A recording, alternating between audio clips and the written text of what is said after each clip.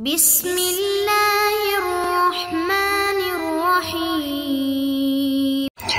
بسم اللہ الرحمن الرحیم۔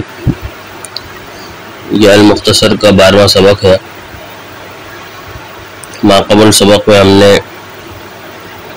تسمیہ کی تاریخ اور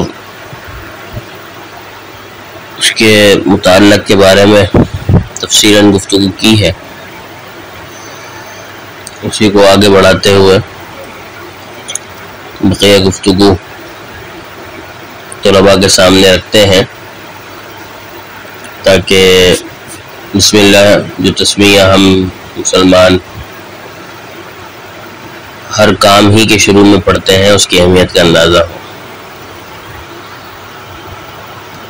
پچھلی گفتگو میں سبق میں ہم نے یہ بات بیان کی تھی کہ فعل کے مناسب ہی فعل مقدر مانا جائے گا۔ اب دوسری بات یہاں پر یہ ہے کہ فعل کو ابتدا میں مقدر مانیں گے یا بسم اللہ الرحمن الرحیم کے بعد مقدر مانیں گے۔ اس لیے کہ بسم اللہ جو تسمیہ ہے یہ فعل کے متعلق ہے جو مضمر ہے،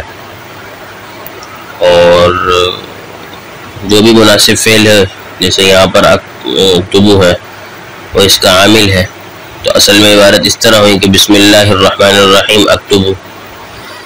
اب اس میں معمول مقدم ہو رہا ہے اور عامل مؤخر ہو رہا ہے، حالانکہ اصل میں تقاضا یہ ہے کہ عامل پہلے ہونا چاہیے، معمول بعد میں ہونا چاہیے۔ تو یہاں پر کیا وجہ ہوئی کہ معمول کو مقدم کیا گیا اور عامل کو مؤخر کیا گیا؟ تو اصل میں بات یہ ہے کہ ہونا تو یہی چاہیے کہ عامل مقدم ہو اور معمول مؤخر ہو، لیکن یہاں پر معمول کو مقدم کرنے میں کئی ایک طرح کے خصائص ہیں، کئی ایک طرح کی وجوہات ہیں۔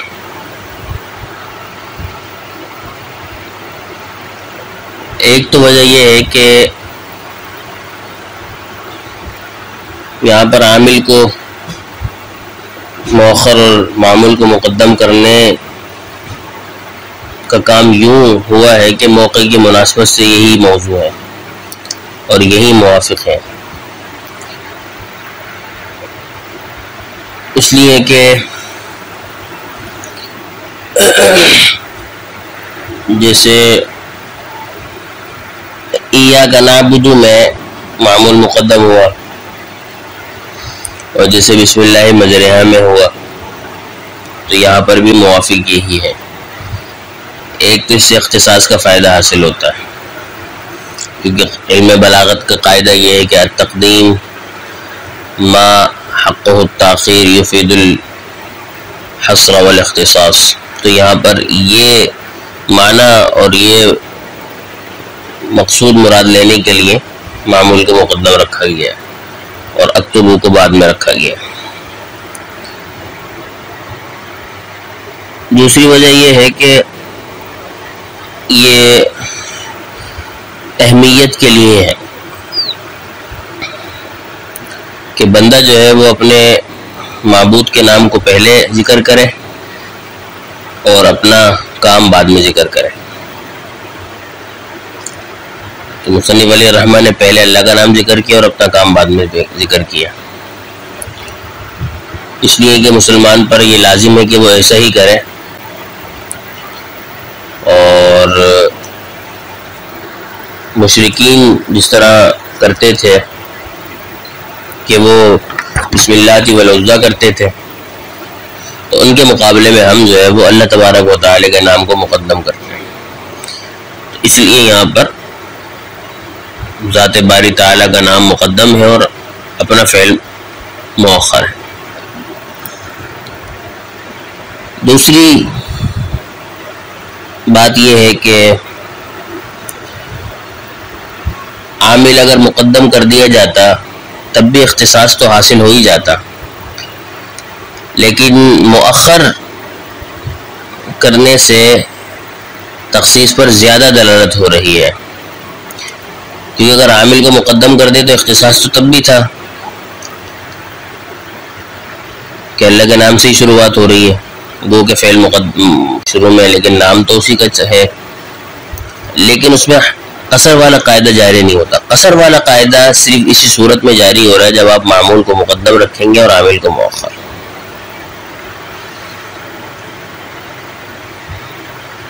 تیسری بات یہ ہے کہ مقام تعظیم ہے، تو مقام تعظیم کا تقاضا بھی یہی ہے کہ آپ اللہ تبارک و تعالی کے نام کو پہلے ذکر کریں اور فعل بعد میں۔ گو کہ اگر آپ فعل پہلے لے کر آئیں تب بھی عظمت باری تعالیٰ کا اظہار تو ہو جائے گا، لیکن اگر اب اس کو بعد میں لے کر آئیں گے اور اللہ کا نام پہلے لے کر آئیں گے تو یہ عظمت شان کے اظہار میں زیادہ نمایاں ہوگا، تو اولا یہی ہے۔ اور سب سے اہم ترین بات یہ ہے کہ چونکہ اللہ تبارک و تعالیٰ کی ذات واجب الوجود ہے اور باقی جتنے بھی موجودات ہیں چاہے مصنف ہو، ان کی تصنیف ہو یا کوئی اور ممکنات ہیں تو وہ سب بعد میں ہیں، تو واجب الوجود کا ذکر پہلے کرنا اور دیگر کا بعد میں کرنا یہی مناسب ہے اور یہی موافق ہے، تاکہ وضع جو ہے وہ توا کے مطابق ہو جائے۔ دوسری بحث یہ ہے کہ با چونکہ حرف جر ہے اور متعدد معنی میں استعمال ہوتا ہے، جن میں سے استعانت ایک معنی ہے، مقابلہ، ظرفیت، الصاق و التباس، کبھی زائد ہوتا ہے، کبھی قسم کے لیے آتا ہے، کبھی سبب کے لیے آتا ہے، کبھی متعدی کرنے کے لیے آتا ہے۔ تو یہاں پر جو ہے وہ کون سا معنی مراد ہے، تو یہاں پر دو چیزیں ہو سکتی ہیں، یا تو با یہاں پر استعانت کے لیے ہو سکتا ہے کہ آپ جو ہے وہ تسمیہ کو اپنے کام کے لیے اعلیٰ بنا رہے ہیں، گویا کہ آپ اللہ کے نام سے مدد حاصل کرتے ہوئے یہ کام کر رہے ہیں، جیسے کتبت بالقلم ہے یا ضربت بالخشبہ ہے، تو یہاں پر جو ہے وہ بسم اللہ الرحمن الرحیم اکتب ہے استعانت کے لیے۔ اور دوسرا احتمال یہ ہے کہ با مصاحبت کے لیے بھی ہو سکتی ہے، مطلب یہ ہوگا کہ ملتبسم بسم اللہ الرحمن الرحیم اکتب، کہ میں اللہ تبارک و تعالی کے نام کے ساتھ مل کر برکت حاصل کر رہا ہوں اور اس کتاب کی تصنیف کر رہا ہوں، یعنی ملتبسم بسم اللہ اکتب۔ لیکن یہ دوسرا قول مصاحبت والا یہ ضعیف ہے، اس لیے کہ اگر آپ با کو استعانت کے لیے تصور کرتے ہیں تو مطلب یہ ہوگا کہ جب تک اللہ تبارک و تعالی کے نام سے کوئی کام شروع نہ کیا جائے اس کی کوئی اہمیت نہیں ہے، تو یہ تعظیم کے طور پہ مناسب ترین بات۔ لیکن اگر با کو ملابست کے لیے اور صرف مصاحبت کے لیے استعمال کرتے ہیں تو مطلب یہ ہوگا محض تبرک کے لیے ذکر کیا گیا ہے، اگر ذکر نہ بھی کیا جائے تو کام مکمل ہو جاتا، تو اس والے معنی میں وہ مقام اور رفعت نہیں ہے جو پہلے والے معنی میں، تو بہتر یہی کہ با یہاں پر استعانت کے لیے لی جائے۔ تیسری بحث یہ کہ یہاں پر با جو ہے وہ حروف مفردہ میں سے ہے تو اس کو فتح کے ساتھ پڑھنا چاہیے تھا، اس لیے کہ حروف مفردہ کا حق یہ ہے کہ انہیں فتح دیا جائے، لیکن کیا وجہ ہوئی کہ یہاں پر جو ہے وہ با کو کسرہ دیا جاتا ہے؟ تو بات دراصل یہ کہ یہ حروف جارہ میں سے جو کلمے کی اقسام ہے، اور حروف جارہ جو ہے وہ مبنی الاصل ہوتے ہیں، اور جب مبنی الاصل ہیں تو ان میں اصل یہ ہے کہ وہ مبنی بر سکون ہو، کیونکہ جو بنا ہے وہ سکون کا خفت کا تقاضا کرتی ہے اور سکون خفیف ترین ہوتا ہے، لہذا مبنی میں اصل یہ ہوتا ہے کہ وہ ساکن ہو، تو حروف جر میں بھی اصل یہی ہونا چاہیے۔ لیکن مسئلہ یہ ہے کہ مبنی پر سکون پڑھنا متعذر ہے حروف جارہ میں سے بعض کا، جیسے با ہے، اب وہ مبنی پر سکون ہو تو پڑھا نہیں جائے گا، ساکن ہے، تو اس لیے جو ہے وہ اب اس کو لازمی حرکت دینی پڑے گی۔ اب حرکت میں سب سے خفیف ترین حرکت فتح ہے، اسی وجہ سے اس کو خلو سکون کہتے ہیں، اس لیے حق ہے کہ انہیں فتح دیا جائے، لیکن یہاں پر اس کے برعکس با کو کسرہ دیا گیا، ایسا کیوں ہے؟ تو اس کا جواب یہ ہے، اس بات کو سمجھنے کے لیے اس بات کو سمجھنا لازمی ہے کہ با کو کسرہ دو وجوہات کی بنا پر دیا گیا ہے۔ ایک تو با کو حرفیت بھی لازم ہے اور با کو جر بھی لازم ہے۔ تو اس با کو کسرہ کیوں دی گئی ہے؟ تو اصل میں بات یہ ہے کہ یہ با جو ہے وہ اس کو حرفیت اور جر لازم ہے، بخلاف دوسرے حرف جارہ کے کہ اسے حرفیت اور جر لازم نہیں ہوتی، اور اسی وجہ سے با جو ہے وہ دیگر حروف جارہ سے ممتاز اور جدا ہوتا ہے، کیونکہ باقی جو حروف مفردہ ہیں ان دونوں کو یہ امر لازم نہیں ہے۔ رہی بات کہ کیسے لازم ہے، تو با کو حرفیت اس لیے لازم ہے کہ یہ کبھی بھی اسم کے معنی میں استعمال نہیں ہوتا، بخلاف دوسرے حرف جارہ کے وہ کبھی کبھی اسم کے معنی میں بھی استعمال ہوتا ہے، جیسے کاف ہے، اگرچہ ہے تو حرف جار لیکن یہ کبھی کبھی مثل کے معنی میں بھی آ جاتا ہے، جیسے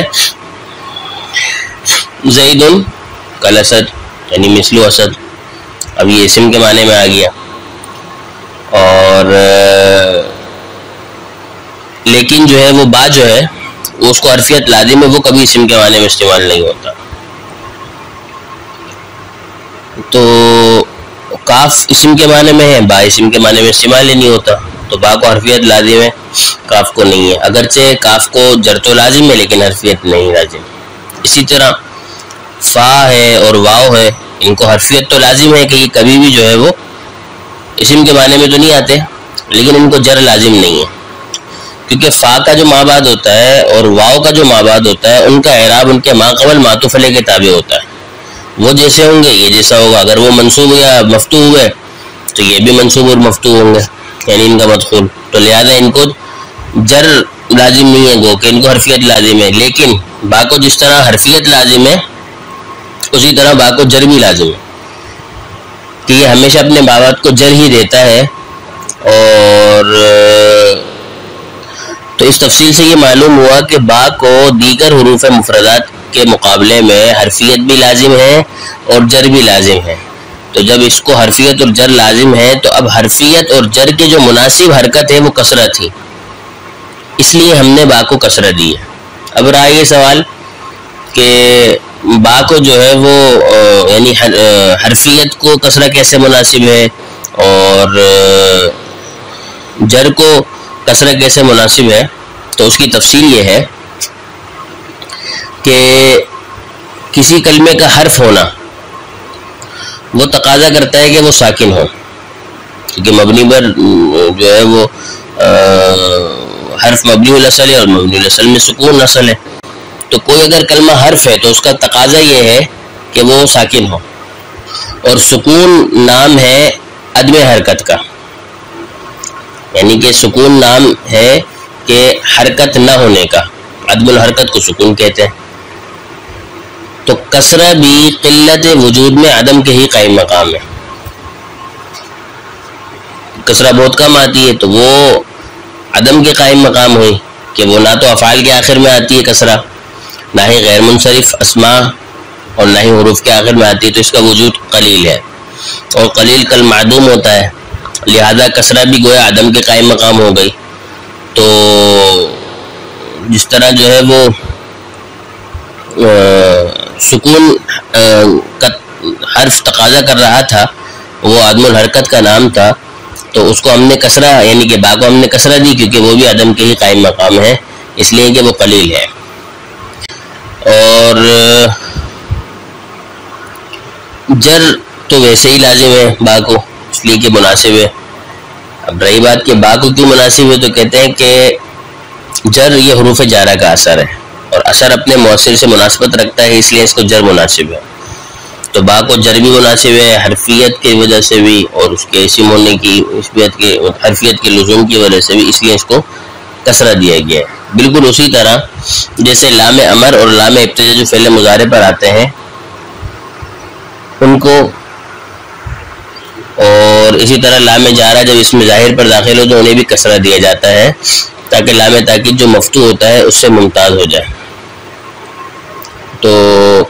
با کو کثرت دینے کی وجہ یہ ہے کہ اس کو جر بھی لازم تھا، حرفیت بھی لازم تھی، تو لہذا ہم نے اس کو با کو فتح کے بجائے ہم نے اس کو کثرت دی ہے۔ خلاصہ